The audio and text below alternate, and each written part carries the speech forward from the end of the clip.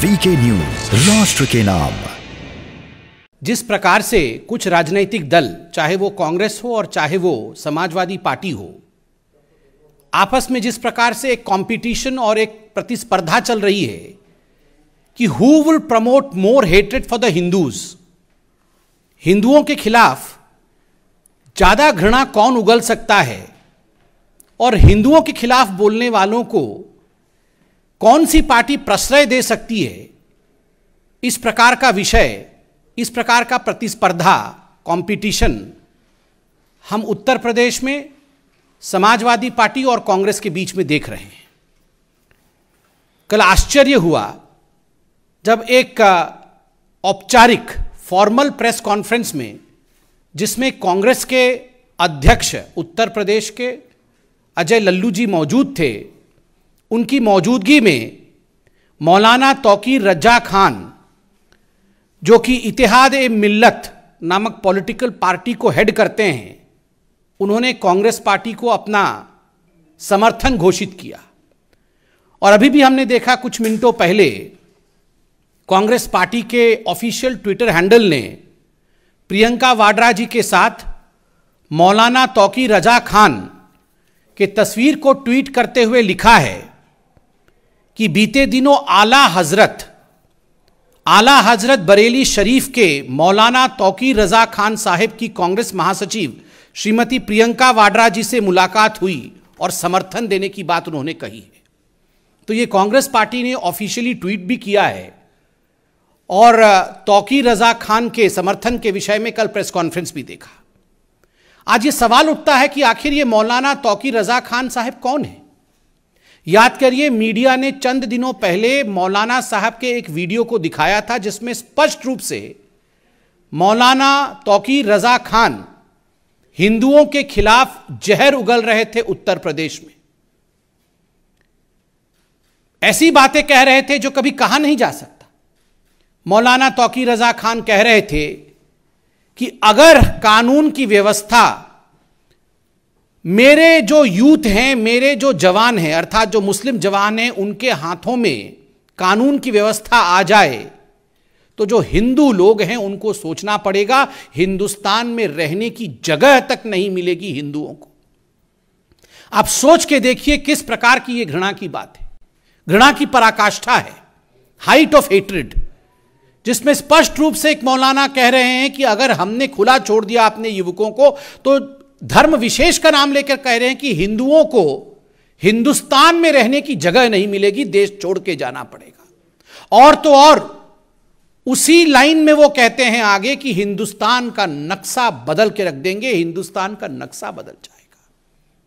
हिंदुस्तान का नक्शा बदलने वाले लोग, जिन लोगों के मंसूबों में इस प्रकार की कारसादी है कि वो हिंदुस्तान के नक्शा को बदलना चाहते हैं, कानून की व्यवस्था को पलटना चाहते हैं, स्वाभाविक रूप से वैसे लोगों का समर्थन कांग्रेस पार्टी लेती है। ये कोई कांग्रेस पार्टी के लिए नया विषय नहीं है।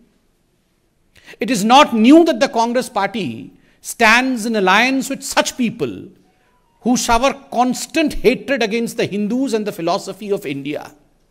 याद करिए, यही वो मौलाना तौकीर रजा खान है जिन्होंने सीएए के समय कहा था हम तो अल्लाह वाले हैं, हम तो अल्लाह वाले हैं, हम चाहेंगे तो खून की नदियां बहा देंगे। और भाषण में यह भी कहा था हम तो जन्मजात लड़ाके हैं, हम तो जन्मजात लड़ाके हैं, we are born fighters, we will fight against the system.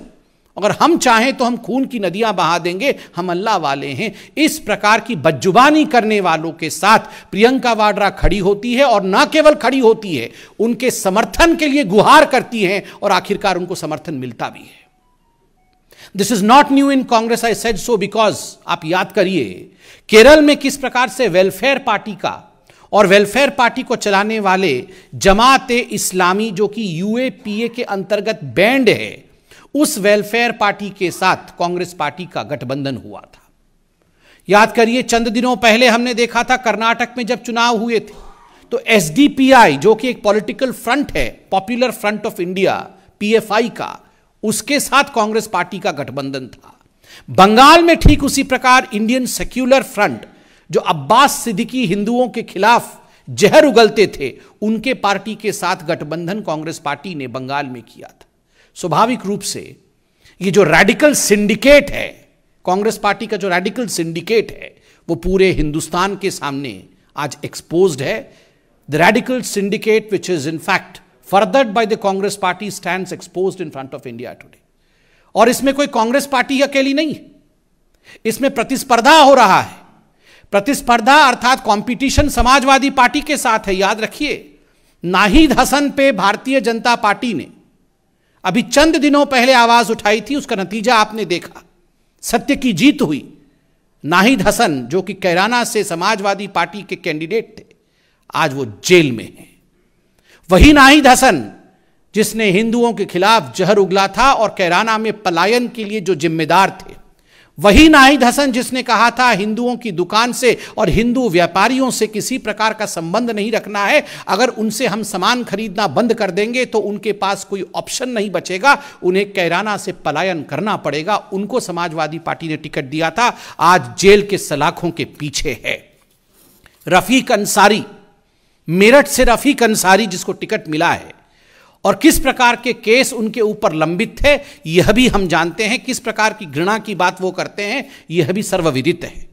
Aslam Chaudhary, विधानसभा धौलाना, दो समुदायों के बीच लगातार जहर उगलना, दो समुदायों को किस प्रकार से दंगों में झोंकना, यही असलम चौधरी का काम रहा है. उसे भी समाजवादी पार्टी ने प्रमोट किया है. साहिद मंजूर किठौर से, उनके खिलाफ भी क्या केस है आप अध्ययन कर सकते हैं. और मोहर्रम अली पप्पू, मोहर्रम अली उर्फ पप्पू, जिसको टिकट दिया गया है समाजवादी पार्टी द्वारा और जो सहारनपुर में गुरुद्वारा हिंसा का मास्टरमाइंड था, गुरुद्वारे में किस प्रकार उन्होंने हिंसा करवाई थी मोहर्रम अली ने, ये हम सब ने देखा था. तो चाहे कांग्रेस पार्टी का मौलाना तौकीर रजा खान हो या समाजवादी पार्टी का नाहिद हसन, उद्देश्य केवल एक है.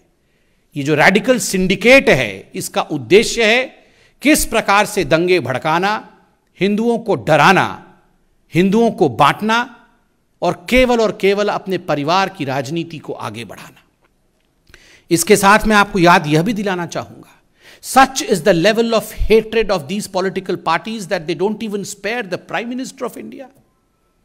ये जो घृणा की राजनीति है, आज कुछ पॉलिटिकल पार्टीज जो घृणा की राजनीति को आगे बढ़ा रही हैं, उसमें इसका आलम इस कदर ऊपर जा चुका है कि कुछ पॉलिटिकल लोग प्रधानमंत्री नरेंद्र मोदी जी के खिलाफ भी जिस प्रकार के शब्दों का उच्चारण कर रहे हैं, प्रयोग कर रहे हैं, और जिस प्रकार का प्रयोग पंजाब में भी हुआ वो हमने देखा है. कल टीवी चैनलों के माध्यम से कांग्रेस पार्टी के अध्यक्ष महाराष्ट्र में नाना पटोले ने जिस प्रकार के शब्दों का प्रयोग आदरणीय प्रधानमंत्री श्री नरेंद्र मोदी जी के लिए किया है, मुझे लगता है उसे दोहराना भी उचित नहीं होगा. वो कहते हैं कि आवश्यकता पड़ने पर मैं मोदी को मार भी सकता हूं, मैं मोदी को गाली भी दे सकता हूं, मैं मोदी को मार भी सकता हूं, मैं मोदी को गाली भी दे सकता हूं. आज मैं राहुल गांधी और प्रियंका वाड्रा से पूछना चाहता हूं, भारतीय जनता पार्टी की तरफ से, या आपके पार्टी के इतने बड़े बड़े नेता मोदी जी के खिलाफ, देश के प्रधानमंत्री के खिलाफ जिस प्रकार का जहर उगल रहे हैं, एक बात बिल्कुल स्पष्ट है, पंजाब में प्रधानमंत्री के सुरक्षा के ऊपर जिस प्रकार का हमला हुआ, सुरक्षा में चूक हुई, सुरक्षा में टूट हुई, वो प्रयोग था, संयोग नहीं था. That was an experiment which was done at the behest of the top leaders of the Congress party. वरना ये सारे कांग्रेस के लोग एक ही जुबान बोल रहे हैं, प्रधानमंत्री को मार भी सकते हैं, मोदी को मार भी सकते हैं. एक बात आज कांग्रेस को सुनना ही पड़ेगा, 2014 से पहले आपने मोदी जी के लिए इसी प्रकार के शब्दों का प्रयोग हमेशा किया. कभी उनको नीच कहा, कभी आपने कहा कि तू तो चाय वाला है, तू जाके हमारे अधिवेशन में चाय बेच, तुम्हें हम छोड़ेंगे नहीं. पाकिस्तान में जाकर आपने कहा कि मोदी को हटाना होगा, किंतु आपने जितना भी जहर उगला मोदी जी के खिलाफ, उतना ही अमृत हिंदुस्तान की जनता ने अपने प्रधानमंत्री के ऊपर बरसाया है. इसलिए आप इस मुगालता में ना रहें. Please don't be in a confusion that if you abuse the prime minister of India, the PM post stands condemned. No, you are condemning yourselves. इस प्रकार की भाषा और इस प्रकार के प्रचलन से आप खुद का ही हानि कर रहे हैं। बहुत बहुत धन्यवाद। कोई प्रश्न हो तो अवश्य पूछें। पवन भाई, उनका पार्टी का विषय है। आज हमने टीवी के माध्यम से देखा कि अरविंद जी गवर्नर की तरह अनाउंस कर रहे थे कि सीएम बन गए हैं, और मान साहब सीएम की तरह शपथ ले रहे थे लगभग। वहाँ कांग्रेस के अंदर भी सीएम पद को लेकर जिस प्रकार का सिर फुटअव्वल हो रहा है, कल कांग्रेस ने चन्नी जी के नाम को आगे किया तो नवजोत सिंह सिद्धू कह रहे हैं कि मैं ही आगे हूँ और जो हाईकमान है वो तो तय करेगी नहीं। तो स्वाभाविक है कि आपस की इनकी लड़ाइयाँ चल रही हैं।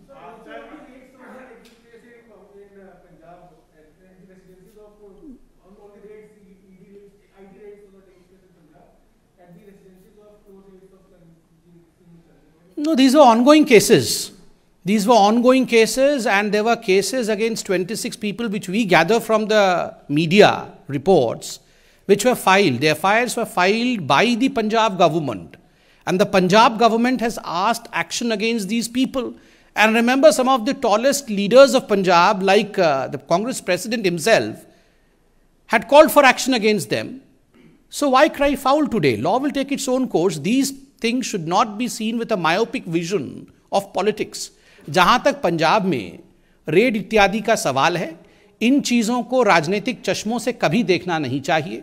याद करिए, आज हमने मीडिया के माध्यम से देखा है कि 26 ऐसे व्यक्ति हैं, इंडिविजुअल्स हैं, जिनके खिलाफ पंजाब की कांग्रेस सरकार ने ही एफआईआर किया था, और सैंड माफिया के रूप में उनके खिलाफ एफआईआर हुई थी। ये तो खुद मीडिया बता रही है, पंजाब की सरकार बता रही थी। तो स्वाभाविक रूप से जो पंजाब की सरकार चाहती थी कि इनके खिलाफ कार्यवाही हो, अगर कानूनी कार्यवाही कोई हो रहा है जिसका चुनाव से कोई लेना देना नहीं है, तो मुझे लगता है इसको राजनीतिक दृष्टिकोण से नहीं देखना चाहिए। और चंद दिनों पहले तो खुद कांग्रेस के अध्यक्ष सिद्धू साहब भी कह रहे थे कि बहुत सैंड माफिया है, बाकी कुछ पॉलिटिकल पार्टीज भी कह रही थी। तो मुझे लगता है भ्रष्टाचार की लड़ाई में कभी भी राजनीति को हावी नहीं होने देना चाहिए।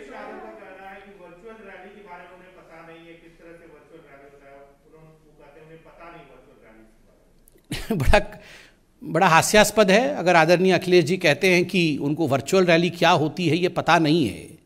मुझे लगता है उत्तर प्रदेश में जो युवा हैं वो जानते हैं वर्चुअल रैली क्या होती है, उत्तर प्रदेश की जनता जानती है वर्चुअल रैली क्या होता है। इसलिए जो अपने आप को नेता के रूप में प्रोजेक्ट करते हैं, यदि वही कानून का माखोल उड़ाएं, वही इलेक्शन कमीशन के रूल्स को ना फॉलो करें और इस बात के पीछे छुपने का प्रयास करें कि मुझे पता ही नहीं था कानून क्या है, तो ये एक एक्सक्यूज नहीं हो सकता है।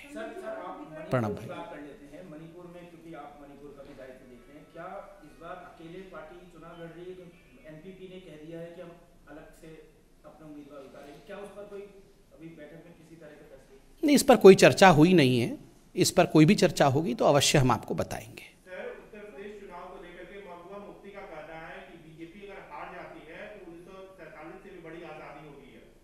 स्वाभाविक है, महबूबा मुफ्ती हो चाहे फारूक अब्दुल्ला हो, अनुच्छेद 370 के हटने के पश्चात काफ़ी फ्रस्ट्रेटेड हैं। उनका तो एक ही मकसद है, अनुच्छेद 370 नहीं हटना चाहिए। तो इसी प्रकार का बयान वो समय समय पर देती रहती है। मैडम,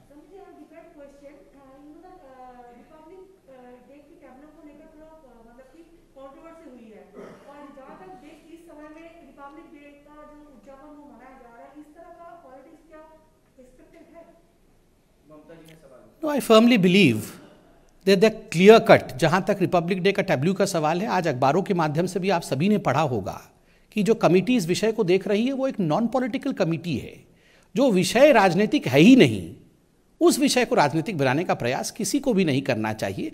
ये देश एक सुंदर गुलदस्ता है, हम सबको मिलकर वी शुड सेलिब्रेट इंडियननेस। इसमें कहीं भी कोई भी राज्य एक दूसरे के ऊपर लांछन लगाए, ये उचित नहीं है। और बिल्कुल क्लैरिटी के साथ है कि this is a non political committee which is looking into it. Thank you so much. ये है ड्रीम मीडिया नेटवर्क और आप देख रहे हैं देश का पहला 24/7 digital news channel VK news, राष्ट्र के नाम।